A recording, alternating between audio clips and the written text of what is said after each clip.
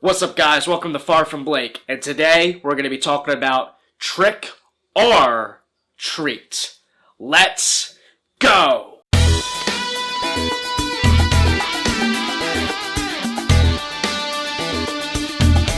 So yeah, as you probably saw in the title, this was the first time that I've seen the movie Trick or Treat. Kinda. So, the first time I saw this movie was 2 weeks ago.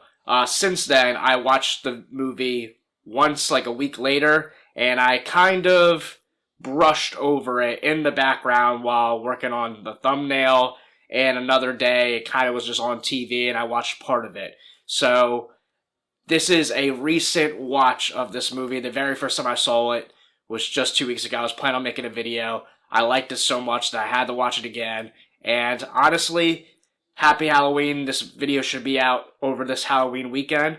I think there's a good chance that I could watch it again on Halloween. Alright, so I'm going to go over some quick little brush over thoughts, not any spoilers yet. I will get into spoilers. I will let you know when I do. As of right now, I'm just going to give you general thoughts of this movie.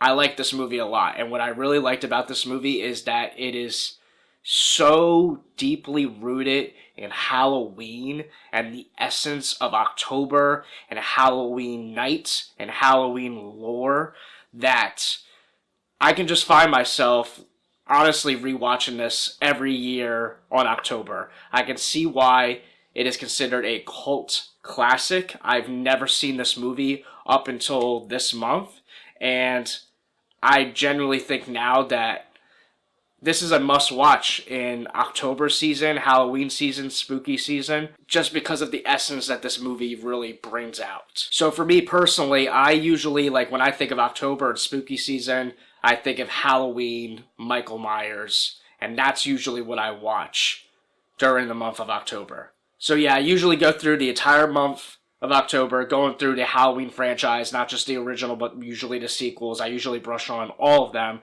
or at least the main ones that I really like, and if I get around to the rest of them, I'll go there. Obviously, I'll still go to other horror movies like Jason, Freddy, Ghostface, Scream, Evil Dead is something I've went through this month. I watched a lot of different things as well, but when you think Halloween, a must-see every year is Halloween and Michael Myers and, some of the sequels. I think Halloween 4 really captures the essence of Halloween really well, as well as the original. And, there's some other movies that are just, must-watches for me.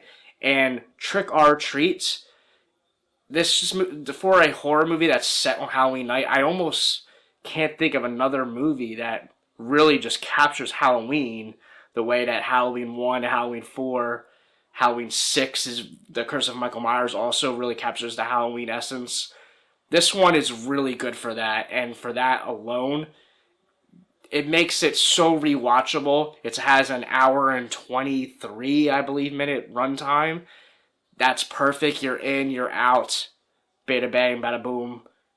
You're done. And that's such high rewatch value. So yes, I will rewatch this one moving forward every October season. Okay, so now we're going to go into any sort of spoilers, which means I'm going to actually start diving into the movie. So if you haven't seen the movie and you're watching this video, go watch the movie, then come back and watch this video. And if you're not subscribed, subscribe, so that way you can find my channel, come back, watch the video, and we can just have a nice discourse about this movie, because this is definitely a movie you want to see and talk about. This is a must-see in the October Halloween season. As I said, I will watch this every year, and I'm encouraging you to do the same if you like horror and you like celebrating the spooky season and whatnot.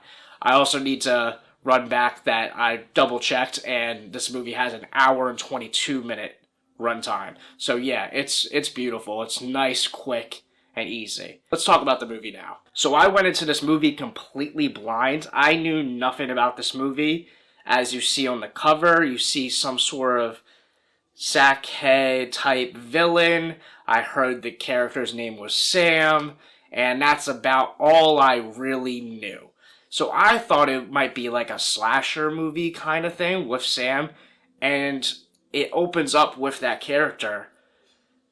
but it takes you in so many different directions. It's not what I expected at all. It is an anthology story, if I'm saying that word right, an anthology story, which is a cycle of different Halloween lore all wrapped up in one movie. What's really cool about this movie to me too is that it kind of has, and this might sound shocking, a Quentin Tarantino type of horror film.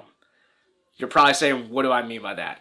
So, Pulp Fiction, the way that story is told, where, you're starting in one place and you think it's going one way, and then the story takes you on a flip, and then it tells a different story, and there's like 4 different stories going on, but it's all in this one world and this one universe, and everybody gets pulled together, and there's not really a overlying message in the story per se. I mean, there's some, but there's just a lot of mini stories going on, but it's in a world where other characters that you don't expect to run into each other could run into each other. That's Pulp Fiction, right? And it's done amazing, it's done well. I'm not saying this movie is on that level, but what I'm saying is it is similar to that aspect. Because yes, it is a lot of different stories going on in this one movie, but all these characters are in this one universe, this one world, this one lore, and other characters that you don't think have any connection to these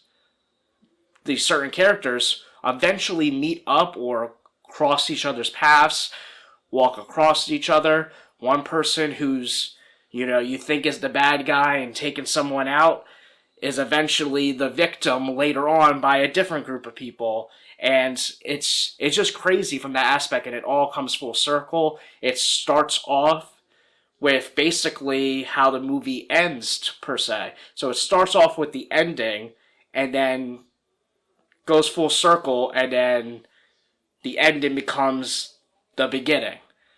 If you've seen the movie, you know what I'm talking about. I don't know how to explain it any clearer than that.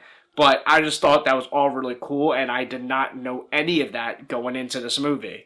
With all that said, there's a lot that could go wrong with that type of storytelling. If you really like a certain storyline in this anthology story, and we move away from that and it gets into stuff that you don't like, it can really take you out of the movie. Just like Pulp Fiction, similar vibe, is that in that movie, every story was really compelling and really interesting. For a Halloween-themed story in this Trick or Treat story, I felt like every single storyline in this was interesting. Now I'm just going to brush over a couple of the highlights that I liked about this movie. Yes, Sam is iconic. I think he definitely earns his stripes. Like I said, this is more of a cult classic film. This is not a film that everyone has seen and known, like Halloween, Friday the 13th, Nightmare on Elm Street. But if you see it, Sam definitely earns his place in a horror icon aspect. There's a reason why I've seen his costume and that character around, but not like where I definitely knew who he was. Definitely really cool, but like I said, he's not the forefront of the entire movie. There's a lot of other stuff going on. And some of the storylines I liked the werewolf girl scene. That whole storyline there caught me for a spin like crazy. I did not see any of that coming. You think in the beginning of the movie, the girl that's wearing the Little Red Riding Hood outfit, like I said, I thought it was a traditional story in the beginning. You're like, oh, this is probably going to be our final girl that Sam's eventually going to have to take out. And then you realize it is not even close to that direction. And you think she's innocent and whatnot. And then she ends up being a secret werewolf with a pack of girl werewolves who are sacrificially taking out all these guys in a campfire late at night. So, and they play, some Marilyn Manson music, and there's some stuff going on, and it's pretty cool. The whole vibe of the movie is just, like I said, it's just so Halloween. There's like this noise for whenever Sam was out there. The score is really cool and like really fun, and it has a very iconic nature to it, and that's where it just makes it so much fun to rewatch. Another really fun scene and story in the movie is Dylan Baker's character. the dad who is sitting out front, who gives poisonous candy, or I don't know if it was razor blades, you can't really tell what he did, to the child. That really set the tone of the movie. When you saw, they're like, oh my gosh, they're doing this, what else could they do? And then he's trying to bury the body out back. This movie has a very self-aware and kind of a meta, not meta, but I would say it's a horror comedy in some parts of the story. It has a fun tone. It's not like it's not serious. There's certain stories that are kind of serious, but it has like just a fun, vibrant color and aesthetic in the tone of the stories that just make it, like I said, really rewatchable. And the scene where he's in the backyard, he's trying to bury the body, and his son, his little kid, keeps yelling out to him, trying to talk to him as he's trying to bury the body, and he's trying to play it off. Like, I remember when I first watched it, I'm talking like I haven't just seen it. I first watched it 2 weeks ago, and I was just dying laughing because I was like, this is so ridiculous. This is so over the top. And that's the type of horror that I like, when it's so ridiculous, over the top, to where it's like fun or funny. I find that stuff really amusing. I like horror comedy, or I like horror movies that can kind of, do something so messed up, but then also make a joke out of it, to where it's just fun. And that scene really set the tone, because that was early on in the movie, where I was like, this movie's going to be pretty good. One of the other storylines I didn't talk about is the group of kid characters who were getting the October, the jack-o'-lanterns, and taken out to the hilltop, where there's a deep story that I don't feel like getting all into, but I wanted to bring up that story because there's an actor in it, the character that plays Strader, or the actor that plays the character Strader. He's in a sitcom that I used to like when I was in high school called Baby Daddy, and he was really funny in it, and this is him as like a younger guy, so I thought it was cool to see him in it, because I always like that when I know someone from when they're older, and then you look back and you see something that you didn't know someone was in, and then you see them in it, and you're like, oh, I know him, which just makes, the movie more familiar and likable. But that whole storyline is really cool too, the whole lore of the kids being on the bus, and the bus going over the ledge, and everything that entails. I'm not trying to make this a 20-minute video, so I'm kind of just brushing over things now. I'm trying to skip over to the point, but the point is, I liked every single storyline in this anthology. I do think it was really smart, though, the way the movie wraps up with Sam. It seems like he's indestructible, can't be killed. How is this guy going to escape? But you learn that, like I said, this movie does have somewhat of a storyline. They kept hinting at the fact that, if your jack-o'-lantern is lit or whatever, I don't know if it was just that, it was just, you had to have something lit up like that. Then, the ghosts can't get you, the monsters can't get you, and that is evident throughout the entire movie. So there is kind of a little heartbeat of a storyline in each story, that where, like, everywhere people went, if they didn't do the things you're supposed to do on Halloween to protect them from the ghosts and the monsters and the whatever, then bad things do happen. And you do see when they have it up, they're protected, and when they say, we don't need it anymore, then they're gone.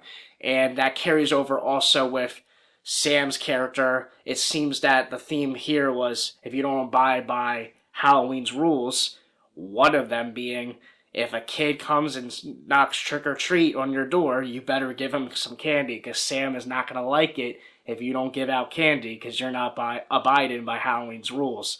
And that takes us all into the final act, so where we get a giant showdown, and candy eventually saves the man's life, because when Sam's trying to get him, a chocolate bar basically falls on top of him. The knife or the blade he had. Or no, it wasn't a blade. It was this candy thing that he bit into that he used as a weapon. Ends up saving his life. He grabs the candy and he goes. And that's not the end of the movie. We see later on more happens. But that was a really cool and neat feature. And makes you almost like that. It's kind of scary when you think about it. And it makes you go, with Halloween coming around the corner, it's like, maybe you don't ignore the kids going trick-or-treating at your house, because, Sam might come up and he might be pissed. He might not like it at all. So make sure you give out some candy this Halloween. Alright, so that's it. I'm wrapping it up. leave a comment down below. What do you think about Trick or Treat? Is it underrated? Do you consider it a cult classic? Is it a tradition for you? Have you just recently seen it like me? And if you have, is it something you're going to revisit, or is it something it's a one and done, put on the shelf? Maybe I'll check it out sometime. Or it is a must-see Halloween, October season thing. Because for me, I genuinely do see myself saying, yep, I got to see it at some point in October each year. Like, comment, subscribe. I'm out. Subscribe!